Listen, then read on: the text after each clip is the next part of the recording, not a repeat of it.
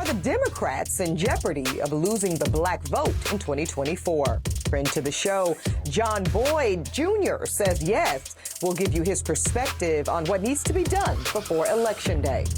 Plus, if you're thinking of trying something new, Tabitha Brown has tips for you. And Kandi Burruss is on a mission to obtain EGOT status. She stops by the Grio to tell us how her new Broadway musical just might take her to the finish line.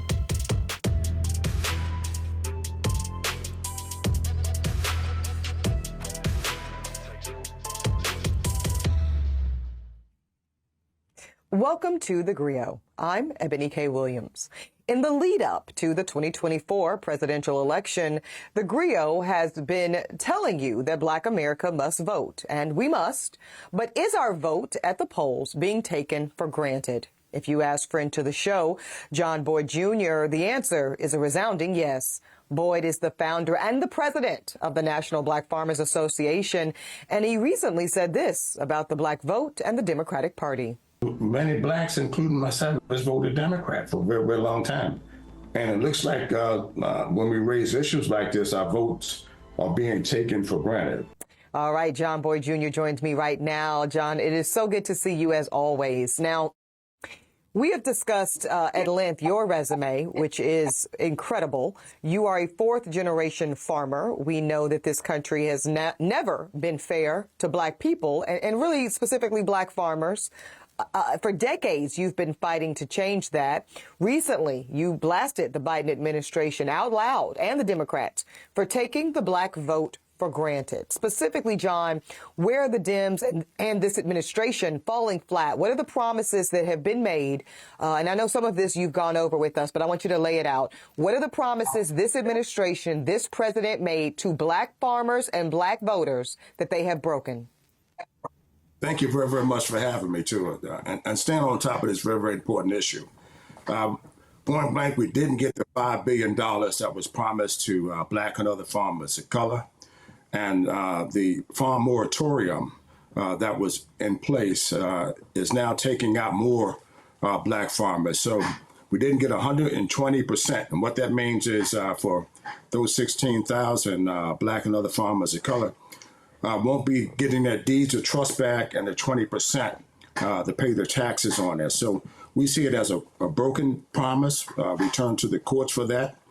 And, I just heard on the news this morning where the Biden administration is going to be fighting for debt forgiveness, for student loans and all these things. But you haven't heard one word about the administration fighting for black farmers and making sure that we got the 120% debt relief that I spent 30 years trying to get. I was raised old school by my daddy. When you give somebody your word, you have to keep your word. And John, if you can't keep your word, I need to tell people why. And this administration hasn't told me why they can't keep their word to black farmers. You know, I think what you're saying, John, is such a sentiment that I'm hearing over and over and over again, specifically when I talk to black men in America. I was recently having a conversation, not on air, just in life, with Dr. Wes Bellamy. And one of the things that he said echoes exactly what you're saying. And he zoomed out. He wasn't specifically talking about black farmers. But he said, Eboni, in general, black men in America feel that we are being taken for granted and that promises that have been made to us have been broken. And then when I hear you, John, saying, as you've said on this very show, at least 3 times that I can count, Eboni, President Biden said when he went into office, black farmers were going to get this kind of money. Black farmers were going to get this type of, essentially, restitution. Black farmers were going to get this type of support.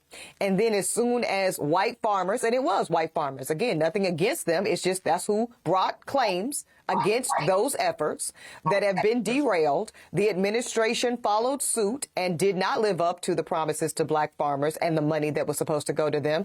And I think that's exactly why the polling recently looks like it looks when it comes to Biden in this next election. Do you agree?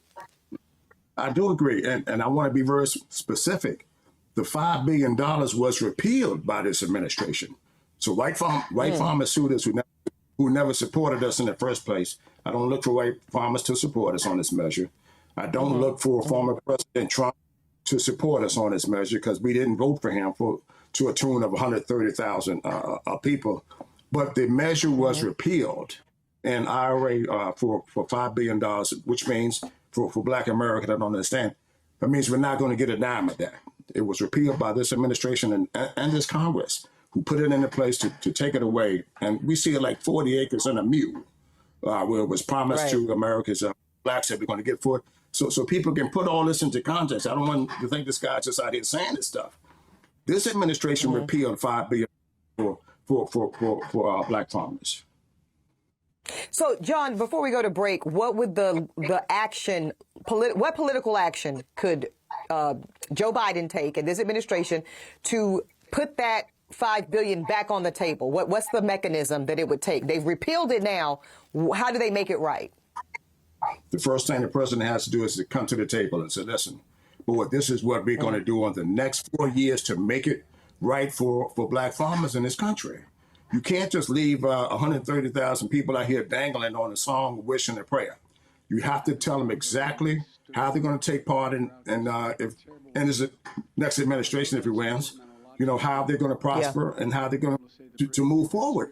And I'm not on your show saying that we're for Trump. I want to be very, very clear. But there's other things that Black people are going to have to start doing in this country instead of sitting back, laying back and saying, oh, just keep getting dogged and just keep accepting it and keep quiet and don't get nothing. Yeah. I'm saying that plan and that dog don't hunt anymore, here in this country. Here's the thing. When Black men say they want the White House and this administration and this president to speak to the pocketbooks of Black men, they're tired of hearing just the social justice, the criminal reform. They want to hear how Black men are going to be economically advantaged in this administration. This Black farmers issue is an issue to win on.